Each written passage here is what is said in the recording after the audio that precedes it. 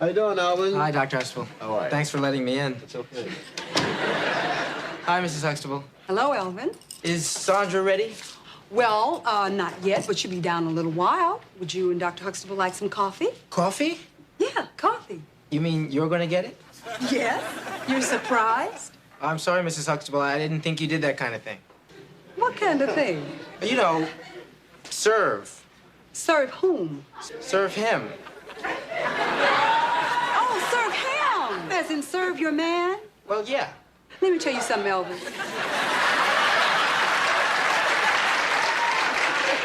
You see, I am not serving Dr. Huxtable, okay? Okay. That's the kind of thing that goes on in a restaurant. Now, I'm going to bring him a cup of coffee, just like he brought me a cup of coffee this morning. And that, young man, is what marriage is made of. It is give and take 50-50. And if you don't get it together and drop these macho attitudes, you are never going to have anybody bringing you anything, anywhere, any place, anytime, ever.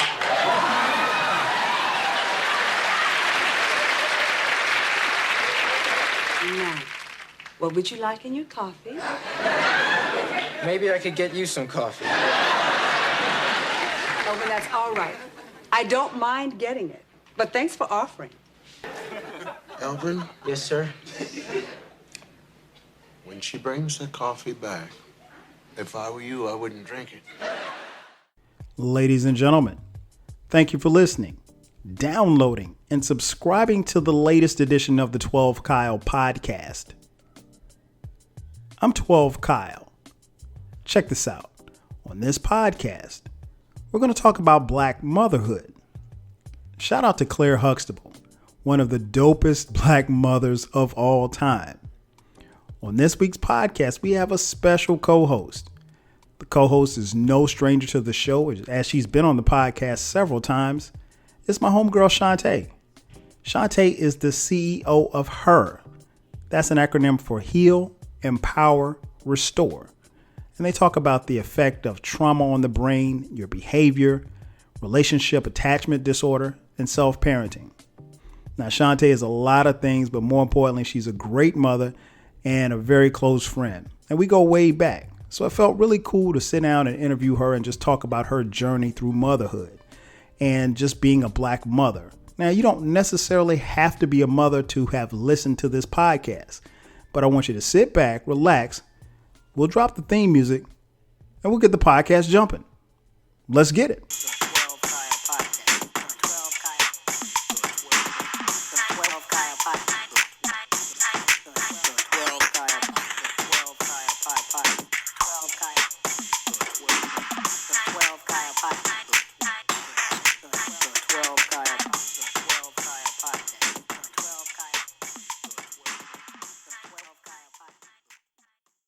And just like that, we are back. Once again, it's your boy 12 Kyle. This is the 12 Kyle podcast. And as I mentioned in the intro, we have a special co-host coming on this week. This co-host needs no introduction, so I'm not giving her a damn introduction. Seriously, she's been on the podcast before several times. Great friend of the show, someone who, according to Facebook, I've known for 11 plus years. It really doesn't seem that long, but it's been longer than that, actually. We go back like cook crack. My homegirl, Chantay, is in the building. Chantay, what up? Hello. What's cracking? Nothing much. How are you? I'm good. What's going on in the H-Town? Lots of pretty days. Well, I lie. We had some rain a few days ago, but just hotness, humidity. Yeah, man. I can imagine. Got the curls out? No, my hair is actually straight right now, and it's suffering. I'm sure it'll be on the next 7 selfies that you post. Yeah. I wanted to get you on the podcast. Obviously, we're talking about Black motherhood. And, when I started looking around, I started thinking about some of my friends who are, mothers and everything. And you were, like I said, one of the first people that jumped to my mind. As we're approaching Mother's Day, I thought it'd be fitting to, actually get someone on the podcast who is a mother and can talk about motherhood. And it's not necessarily, I want, for those of you listening, if you're not a mother, because many of you who will listen to this won't be mothers, but I want you to get this perspective because I'm not a mother. So I can't really tell you much about mothers other than mine. But I wanted to, really just kind of salute black women and black mothers in particular, because a lot of times they are constantly and systematically overlooked, and they are truly, as I mentioned on previous podcasts, the backbone of our family and the backbone of our community. So we're going to talk about motherhood. So I guess we probably should start from the beginning. Tell me about your mother, and in what ways are you guys similar and what ways are you different? My mother is also a very surprise. Okay. How we're similar. Well, growing up, my mom was a stickler for my sister and me being ladies. And I will remember this till the day I die. She would always say, you guys are going to be ladies, even if it kills me. It's the quiet woman in the corner minding her own business who get all the men's attention anyway. You don't have to be loud. You don't have to be, doing all the extra stuff to get attention. You get attention by minding your business, because people are always intrigued by the woman minding her own business. Thanks. And that it sticks with me. And she was a stickler for appearance. And her words were, when you leave this house, you represent me and your daddy. And if the black of your thigh is showing, meaning in the crease where your butt meets your thigh. It's like, if I can see your black, it's too short. Don't leave this house without combing your hair. And when you get married, you represent your husband. And if you're not married, you represent yourself. So my mom was really big on that. And just and every day she would tell us, you're a queen. You don't have to settle for anything. And when you're in a relationship with a man, when you're tired, you'll know. And until then, nobody can tell you anything. But I'll always be here to support you no matter what. Wow. So that was my mom in a nutshell. Wow. So any ways that you guys are similar or different? We're different. I'm more of a free-spirited parent. I'm not so, and I don't want to say hands-on like I'm an absent mother, but I leave more room for my children to come into their own. I wanted them to always be free thinkers and to be able to make decisions on their own without me telling them directly, this is what you should do. You have to do it this way. You have to do it that way. Because I wanted them to develop critical thinking skills and just be more of a guiding hand instead of a rulership over them. And we're very similar because we are very, very protective of our children, always emotionally available to the children to make sure they grow up with as least emotional problems as possible. So that's how we're more similar, more not alike, Okay. at least to me. So it sounds like the apple don't fall too far from the tree. Not really. That's a good thing. That is truly a good thing. So now your journey as a mother, I guess I probably should also ask, when did you know that you were ready to have kids? I didn't. I don't think I never knew. I was never one of those little girls or teenagers who grew up thinking about having a husband and a house and, the white picket fence and the children. Right. All I ever wanted in life was to be a businesswoman and to travel the world doing business. And I was fairly young, when I got pregnant with my first child.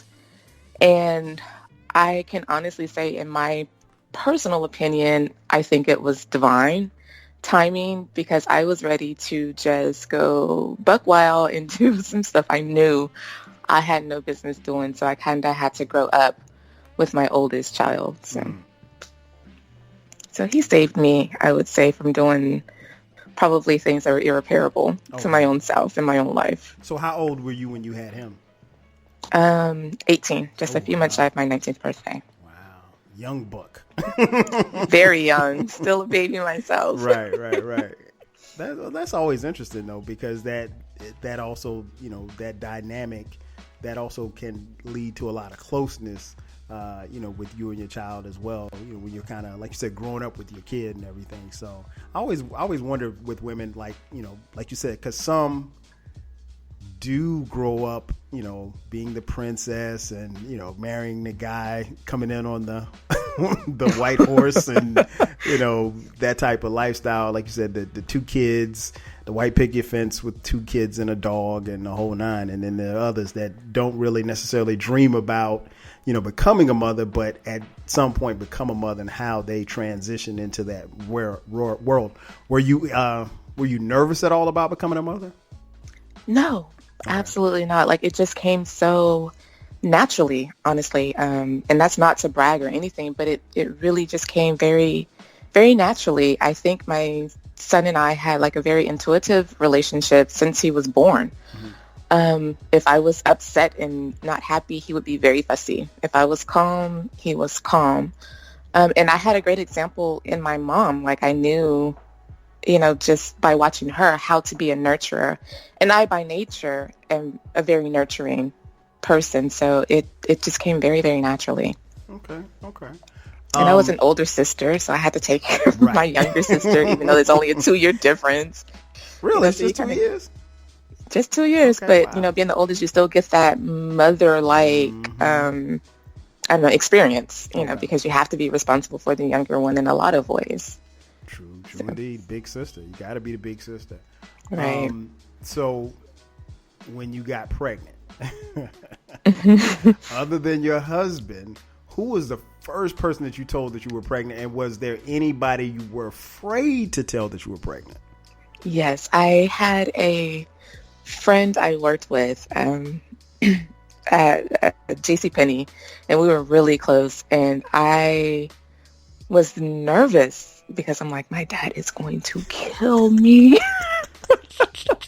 Always goes back to dad. And I told him, and he's like, so what are you going to do? And I'm like, what do you mean what I'm going to do? Like, my only option here is to have this baby. Right. What are you going to do? Like, I didn't even consider any other options. So I'm like, okay, that's a bust. And so I told, of course, my son's dad. But other than that, I didn't tell anybody. And my mom, she came into my room. She's like, you're pregnant, aren't you? Wow. And I'm like, how do you know? And I just burst into tears. And she just hugged me and she's like, it's going to be okay. It's going to be okay. Mom always knows. Right.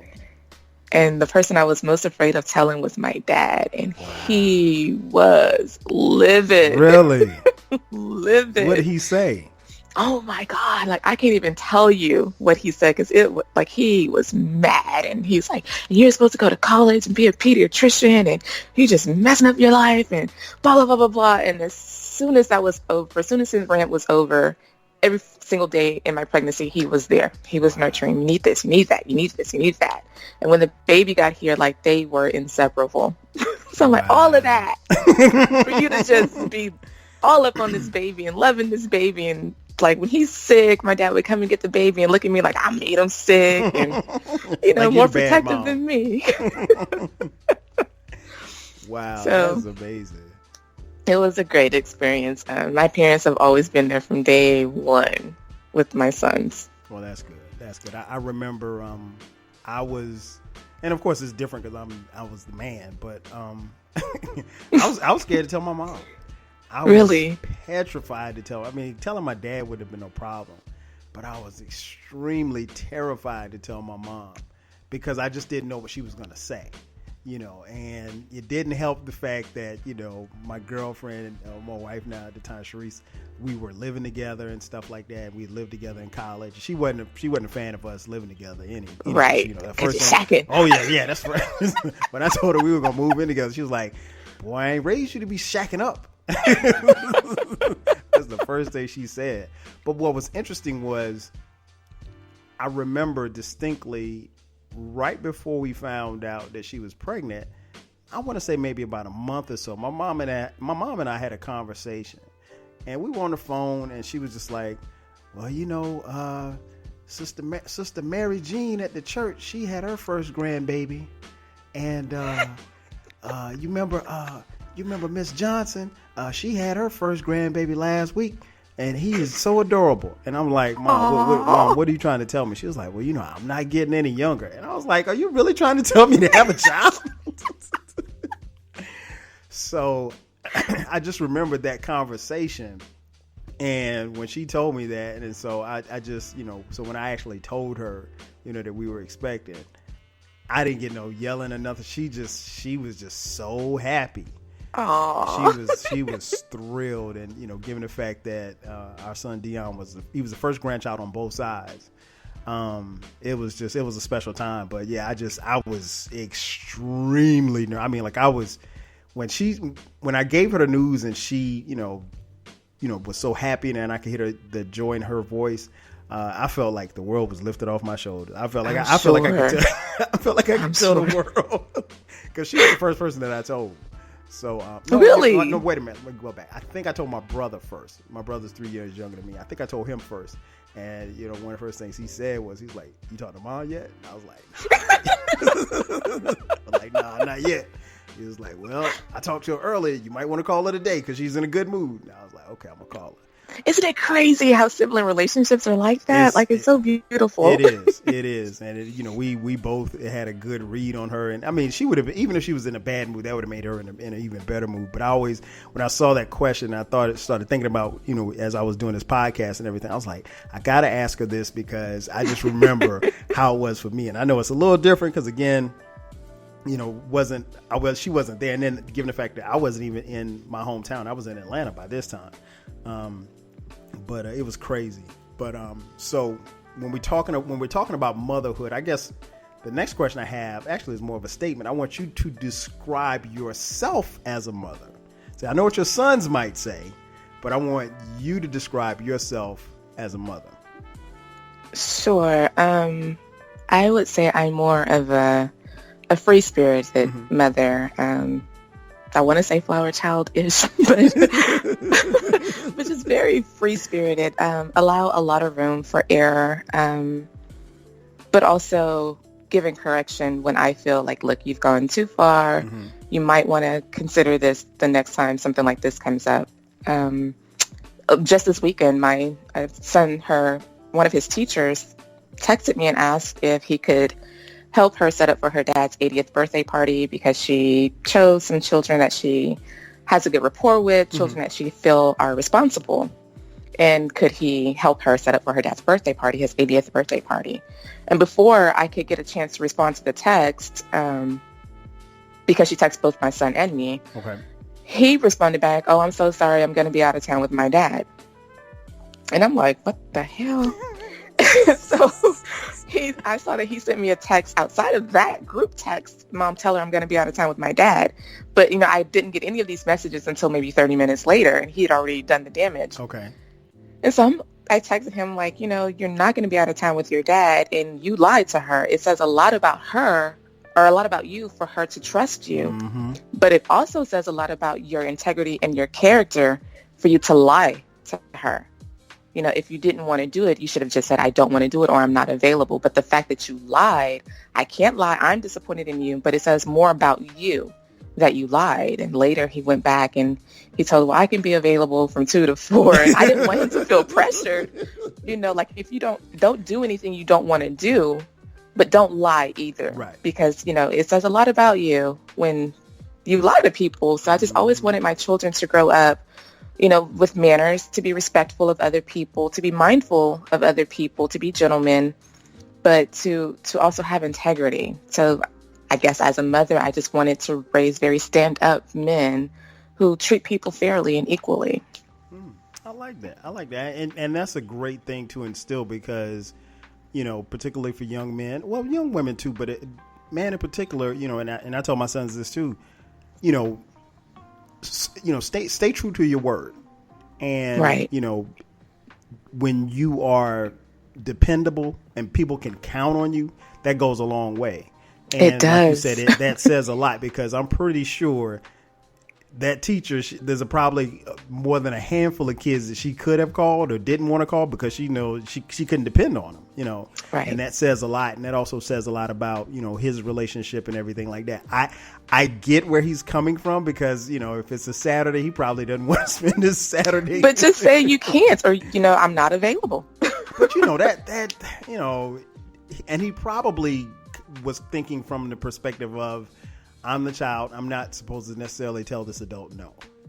So, and I get that, but I also tell him you have your own opinion. true. You're your own person. Mm-hmm. I'm not going to make you do anything you don't want to do unless it's something that you really need to do. Gotcha.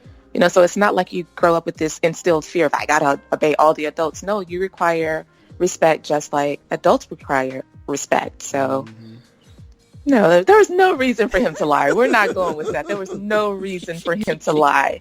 And he's going to France with her over the summer. It's a group of them from school taking a trip to France, a 9-day trip. And it's like, you're going away to another country with this woman, and if you're in her good graces, I'm pretty sure she'll look out for you more because she has a rapport with you. Exactly. And not just for that reason, but, it goes a long way, as you said. Well, trust me, I can't really think of too many of my teachers would have asked me to come. It's a couple of them probably would have never sent that text. Oh, well, him? Kyle? Oh, no, I ain't. Let's move on down. Move on down this roll. Okay, so let's go back. Okay. The first year of motherhood. What was that first year of motherhood like for you, if you can remember? And do you think you were ill prepared for it? I do feel I was ill prepared emotionally. Okay. That year I was an emotional wreck. I tried to breastfeed him and he wouldn't latch on. He couldn't latch on, and I cried and cried and cried like, why won't my baby latch on? I'm not a good mother. I can't even feed my baby my own milk. Like, I was emotional. And I'm laughing because the same thing happened. And I just cried and cried and cried. But I had my mom there with me, so because I was still living home. Okay. So I had my mom with me, but it helped me to grow up emotionally very, very quickly. That year was very emotional. But it was also a high time emotional, watching this little being that you gave life to, come into his own and, begin to develop and become his own person was such a beautiful experience. Like, very, very beautiful. So it was both emotional and beautiful. Gotcha. Wow, that and I, like I said, I couldn't help but laugh because we went through the same thing with Dion in the hospital, and it was just, Sharice is just like, she was having a fit, and I'm like, look, and then once they gave him a bottle, it was a wrap. He wasn't gonna nurse. So it was just like, he got the bottle. He's like, man, I don't need that over there. I got this right here. Just bring that to me, And so she was not happy about that. And me being a new father, I didn't necessarily understand. And she gonna kill me for telling the story, but it's the truth though. But it happens, and it's one of those things where parenthood in particular, you don't really.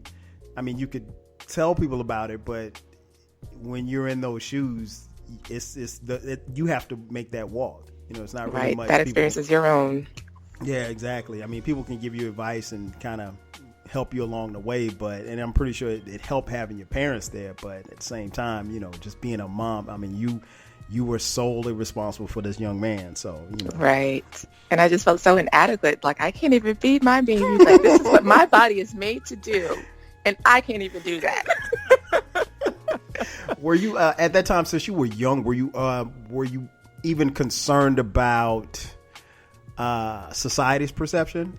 Because a lot of times we see, well, maybe not so much as now, but I guess when we were coming up, you'd see girls, teenage girls, young adults pregnant, and the way it quote unquote looked, teen moms and stuff like that were kind of quote unquote looked down upon. Did you ever worry about that, or was that ever a concern? My only concern with that was I didn't want people to look at my mother any kind of way, with her being, at the time, she was a preacher. She's a pastor now, but at the time she was a preacher. And I didn't want anybody judging her according to my actions, because she raised me right, air quotes around right, according to the church. But I made my own decisions. And actually, when I was in my last trimester of my pregnancy, some of the women at the church, they were having a fish fry for something, and they, black church, we always have a fish fry. Fish fry and building funds. It may have been for the building fund, I was just saying. And we were in the kitchen, and I was only there because my mom was there, whatever. because we lived at church, like we lived at church, and they all just kind of surrounded me and told me, their stories about how they got pregnant out of wedlock. Some of them, as young as 15 years old. Some of them had been pregnant and, really young and had miscarriages, and some of them had, been pregnant and actually gave birth to their babies, and they were just, loving on me and letting me know that they were still proud of me. Like, you're still smart, you're still beautiful. We don't look at you any differently. You're still the same as you've always been to us. We don't shun you. We don't look down on you. You're not alone. You're not the first one to have gotten pregnant out of wedlock. And that just did something for me. Like, it alleviated all of my, fears and, feeling people would look at me differently because of the church. As far as society in general, I've never cared. Like, I've always been different. I've always kind of, dance to the beat of my own drum. So that aspect, it had no bearing on me at all, but it was the church that I was most concerned about because of my mom. It sounds like you went to a great church, because at the church that I grew up you let a preacher kid get sick. It was like family. Get pregnant. Oh, it's a problem. It's a problem. Man, wow. I won't believe Reverend such and such child out here being fast and getting pregnant. And they kids doing the same thing, just not getting caught. Yes, exactly. And the crazy thing is, I was one of the last people that I knew, like in my high school class, among my friends, whatever, to lose my virginity. Like, I lost my virginity my senior year of high school, like almost 17 years old. Damn. Like one of the last people that I knew to even lose my virginity. And so it's like, I really was a good girl. I got caught up. You should have been like me and lost your virginity at 28. Oh, hush. Oh, man, that is so funny. As far as black mothers, what do you think some of the biggest issues that black mothers face right now in today's society? I can't speak for all mothers, but like for me, like having only sons, it's been kind of hard for me to fully trust God with my children and their safety and well-being, and to not project that fear, like that Trayvon Martin kind of fate onto my children, and like reassuring myself that God made a promise to me that he would always keep my children safe, that he would always keep my children in the palm of his hand, and always having to refer back to that when, I'm driving down the street in the neighborhood and I see somebody pulled over and I'm looking to make sure it's not my son. Like, for me, that has been the hardest thing to deal with, just raising black men in America. The emotional issues, the spiritual issues, like, I feel I'm well equipped to handle those things. But it's just that like not wanting that Trayvon Martin kind of fate for your children. It's very hard in America being a black mom. Man, you preaching. Trust me, as a black father, I see this. It's the same thing. I mean, it's like, I feel so comfortable when they're at home.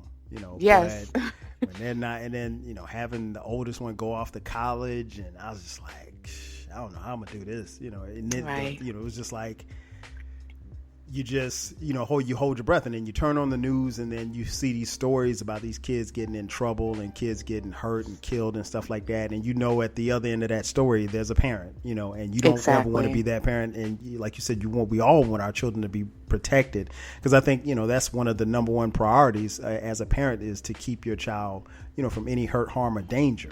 Exactly. At the same time, you want to also, you don't want to instill in your kids that fear, but it's kind of hard not to project that fear when you're fearful. I mean, because stuff just happens so fast, and it does. It's not like, and I mean, I don't know how it was bad when we grew up, but it just didn't seem as bad as it is now. I mean, so I totally understand. So that's I think that's a issue that us black fathers face as well. It's just, and all we can do is pray, and then just try to teach them how to be safe. Yes. It's like, it's not real. It's not a real safety, but yeah, right. And it's a false sense of security. One of the hardest things, and I know you've had this conversation with your son, having that talk about how to handle your interactions with police.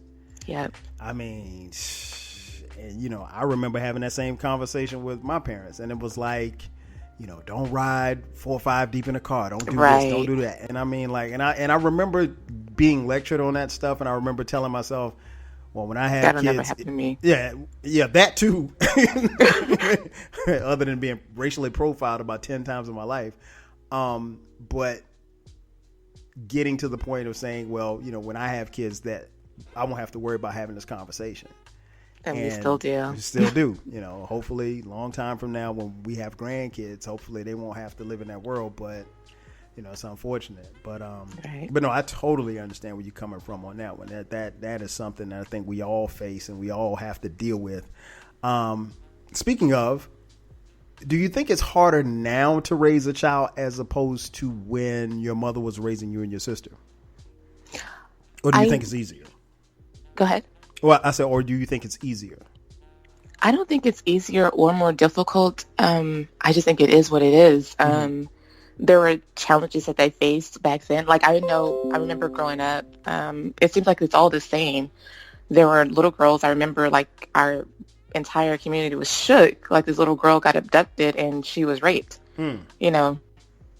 or, children coming up missing and, watching out for the raper van. And, it's like it's still the same. It's just been updated to meet the technology that we're in now. It's like it's always been the same. How some people are like, oh, we're closer now to the end than we've ever been, or, every generation is wiser but weaker. It's cyclical to me. Yes. It's just updated to the ways that we live our lives now. So it's not any better or any worse. It's still the same.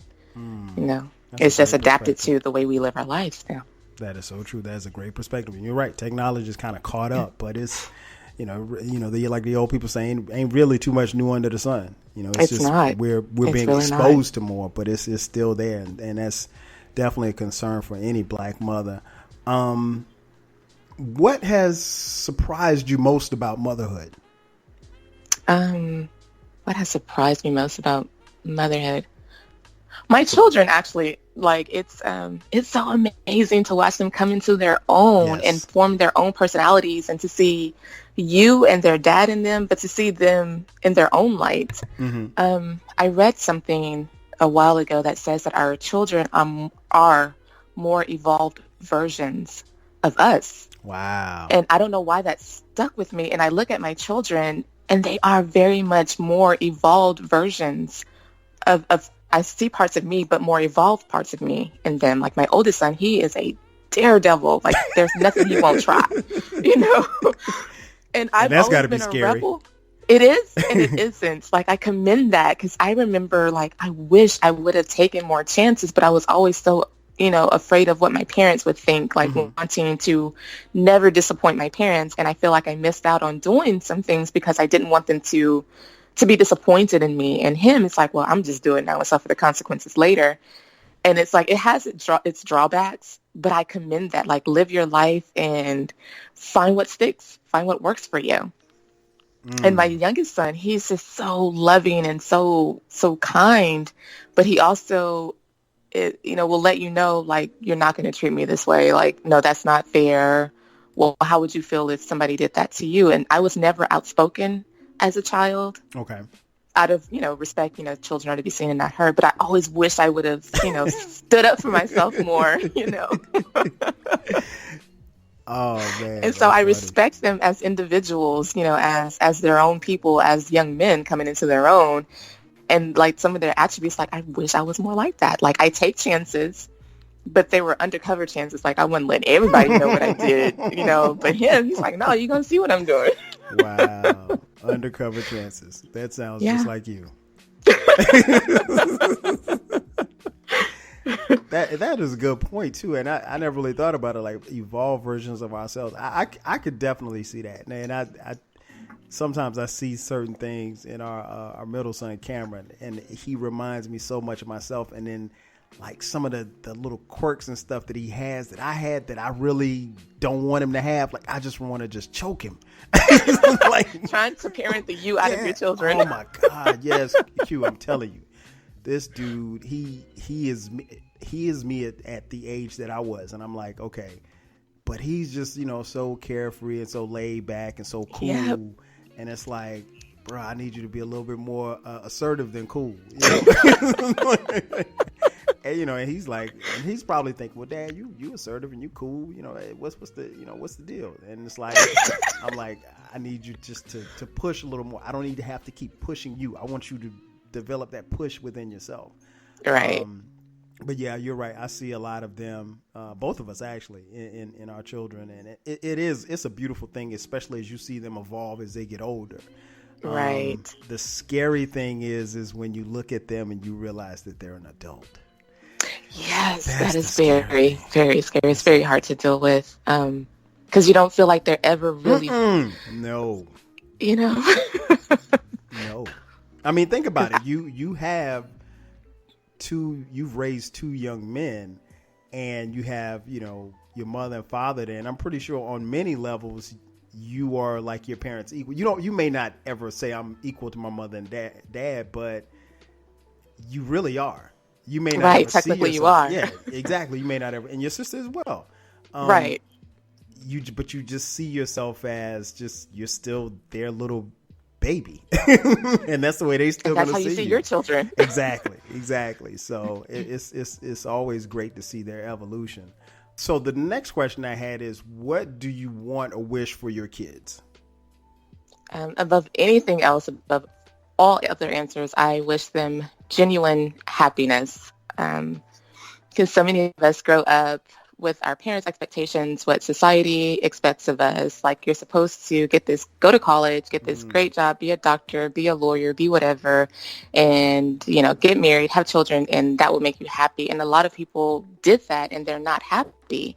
I personally believe that we all have gifts and talents that we were born with that are to be utilized and maxed out for the greater good. And ultimately, that's our purpose for coming here, whatever our natural gifts and talents are. And that's what genuinely makes us happy. And so above anything else, I wish my children genuine happiness. Amen. I agree totally. I think we want the best for them.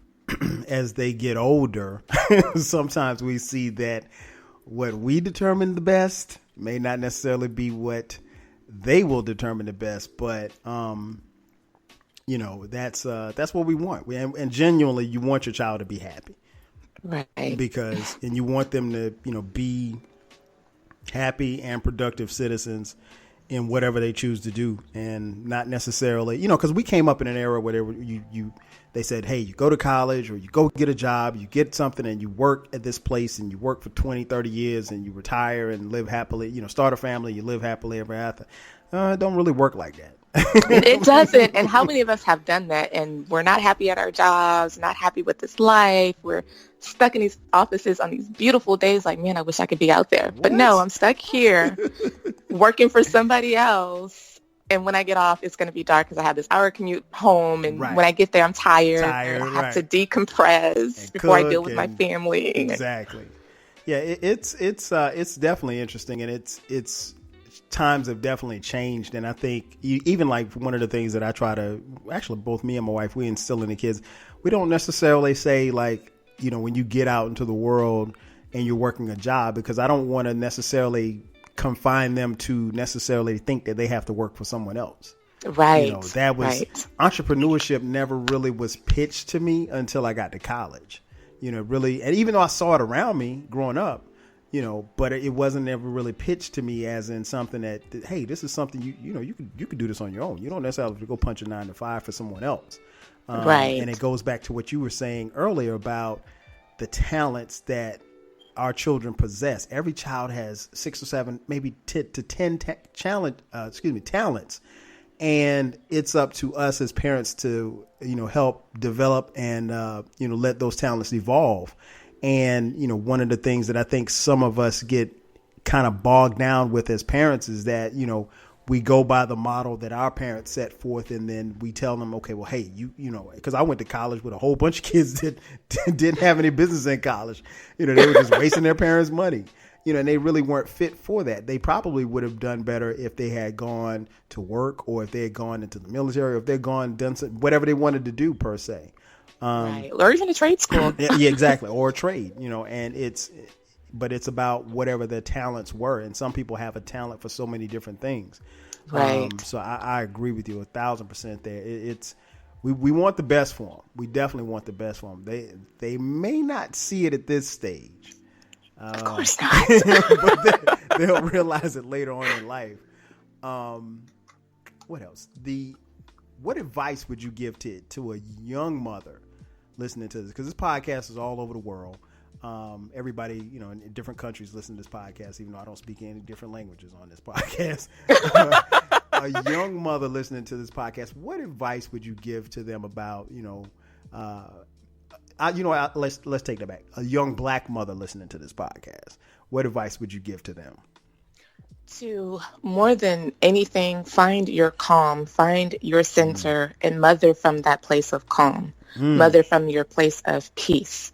Because a lot of times we mother out of fear, we mother out of being tired, we mother out of so many different places, but it's very rare that we find our center and find our calm and find that grounded place to mother from, to take time for yourself, to come to yourself and give to yourself so that you're better able to give to your children and anybody else.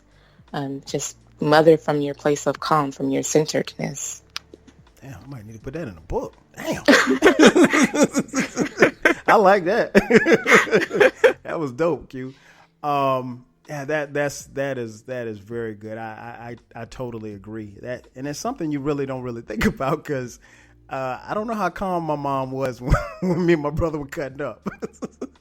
And you get very, very frustrated. And so you begin to mother from that place of being frustrated. Mm-hmm. And a lot of times it's not relayed over well to the children. They'll either line up out of fear or they'll keep doing the same thing and mirror back to you your frustrated energy. Like whatever energy you're giving children, they're going to mirror that back to you. Great point. All right. So before we get out of here, I got a little game I want to play with you. Oh, God. Yeah, come on now. I got a curveball for you. Of course. This game is called Things a Black Mother Would Say. So okay. What I need for you is your translation on this. And I just wrote a couple of things down here. Things a black mother would say. Okay. I'm not one of your little friends. What does that mean? I'm grown. You're a child. I'm not Boo Boo the Fool. I'm not one of your little friends, so I'm going to need for you to respect me as your mother. Oh, that is so funny. And you know what's even more funny that was my next one. Do I look like Boo Boo the Fool? None of us know who Boo Boo the Fool is, but we don't know our mama ain't that. Oh my gosh. Do you think money grow on trees? You're asking for too much. No. Yeah. Okay. There you go. You're asking for too much. You're asking for too much. You're going to need to get a job or something because I am not an ATM machine. Things a black mother would say. Stop all that crying before I give you something to cry about. Stop crying. I'm going to whoop your ass. But wait a minute. Sometimes you just got your ass whooped and then they say, stop crying before I give you something to cry about. Because it wasn't that bad. Now you're just being extra. All right, and you getting on my nerves with all that damn crying. Y'all hear the translation. All right. Things a black mother would say. You got some McDonald's money? We're going to eat what we have at home because I'm not stopping to get McDonald's because it's an unnecessary cost at the moment. Oh, that's a very political way of putting it. Yeah, Mom, can we go to McDonald's? You got some McDonald's money? Oh, that's so funny. Things a black mother would say. I hope you know your schoolwork the way you know those songs. You need to stop singing all these songs and make sure you got your grades together because if I get your report card and you got C's and D's, it's going to be trouble. And I knew all the songs. I knew songs I shouldn't even know the words to, but I knew all the songs. Why am I not surprised? Oh my gosh. Things a black mother would say. When we get in the store, don't touch nothing. Don't ask for nothing. Because you ain't getting it. See, you already knew what I was saying. When we get in here, That is very universal. And it's so crazy how deep the culture goes. Like, none of us are raised together, but we all know what this all means. And we all have heard that. I know you've said that. I've said that. I ain't even a black mother. Hey, look here. We get in here. Don't ask nothing. Don't ask for nothing. Don't touch nothing. We're not getting it. We're going to the grocery store. We're going to get milk and bread. Don't you put no cereal in here. Because you're not getting it. And that means Cole did not throw a temper tantrum like these other people, because I'm not her. So funny. That is so funny. Things a black mother would say. Keep playing and see what happens. Oh. Somebody about to get in trouble. You already know. Here's another one. Things a black mother would say. Stop running in and out of my house. Sit down, either stay out or stay in, but you let all my cool air out.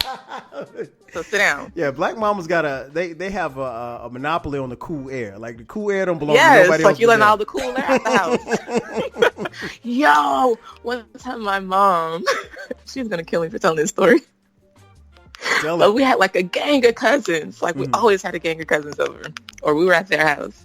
And she sent us all outside so she could watch her stories, the soap operas or whatever. And so we were knocking on the door like, we want some water. She gave us a single cup of water. Wow. For us to pass around. I'm like, seriously, I don't even want the water no more. I'm good on water.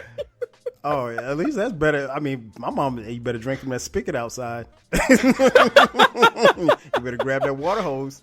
But could you imagine sharing a single cup with all your cousins? Somebody backwashing. That's gangster. Because it's always one person want to drink all the water. Exactly. Oh, my God. And you didn't want to run the risk of trying to come inside, because if you came inside, you wasn't going back outside. Nope, it was time to take a nap then. Exactly. Speaking of things the black mother would say, you smell like outside. You smell like you've been running around outside. You smell like a little puppy. You need to go take a bath. And my mom's thing was, do not get in my bed with your street clothes on, because you smell like outside. No, yeah. If you smell like outside, you damn sure had to either take a bath or take a shower. Yep. Oh, my gosh. That is so funny. Things a black mother would say. I brought you in this world, and I could take you out. Take you out. Don't play me. Do not play me. And this one's universal. Things a black mother would say. Go sit down somewhere. Literally, go sit down somewhere and get out of my face. You better get, and that's usually preceded by, you better get out of my face. Yes. This one didn't go around to everybody, but I'm pretty sure a lot of black people heard this one. Things a black mother would say. Don't make me slap the black off of you. Exactly that. No translation needed. Do not make me slap the black off of you. Because your black mother literally would slap the black off of you. Or into next week. Yes, yeah. I'll knock you into next week. And last but not least, things a black mother would say. Don't make me have to come in there. Oh, Lord, that means you better do what I told you to do, because if I come in there, it's going to be trouble. Trouble. Oh, my gosh, that is so funny. I had those written out. I had to play that game with you, because I'm pretty sure you've probably uttered all of these. I have some of those, yes, maybe all of them. I love us. I love our culture. Yes. Like, black people can make a joke out of anything. Oh, trust me. The listeners are laughing right now, because everybody who's listening to this, if they didn't say it to their child, their mother probably said it to them. Oh, I got that McDonald's on all the time. Mom, I want to go to McDonald's. You got some McDonald's money? Man, especially if it wasn't the weekend. My sister and I growing up, we only got McDonald's on the weekends. Man, listen. My daddy got paid. I talked about it on the podcast before. Like, we might, unless we were going out of town or something like that, we might have got McDonald's maybe once a month. Eating out was... That was a privilege. Yeah, exactly. That was a privilege. So it's like... And that's why I'm like, man, are we raising these little spoiled kids in this house? Because like every Friday, Dad, are we getting pizza and wings tonight? Are we getting? Are we going to the steakhouse tonight? I'm like, bro, man, you better make you a sandwich or something. Yeah, that is crazy. Like, my oldest son, his favorite meal is steak, and the youngest one, his favorite meal is crab legs. Like, what the hell? Yeah, like. That was adult food when we were growing up. We could eat that. Yeah, you know what? It's funny, Q. I don't think I ate a steak until I got to college. Like my mom, she would, if she cooked steak, she would cut you a piece of her steak, but you get a whole steak. Hell no, man. And crab, no. You could get some of the crab. You wasn't getting a whole crab legs, man. Okay. Yeah, these children are definitely spoiled. And don't even realize it. Yeah, exactly. Don't even realize it. Yeah, but mine, they want to go out to eat every weekend. I'm like, nah, bro, we're not doing that. We're not doing that. Oh, man, that has been the show. I got to thank Q for coming through, a.k.a. Chantay, as you all know. Anything you want to plug? Tell people where they can find you, where they can catch your selfie game or anything you got going on. Right, just Facebook and Instagram. L Chantay, Chantay with a C, Chantay, and that's it. That's Facebook and Instagram, same handle. Okay. L Chantay. Well, I mean, I think this has been a great podcast, if I do say so myself. To all the Black mothers, happy Mother's Day. Happy Mother's Day to you, Q. Thank you. I want to thank everybody for listening and tuning in. Once again, this has been the latest edition of the 12 Kyle podcast. So for my girl Chantay, I'm your boy 12 Kyle. I'll catch you guys next time. 5,000.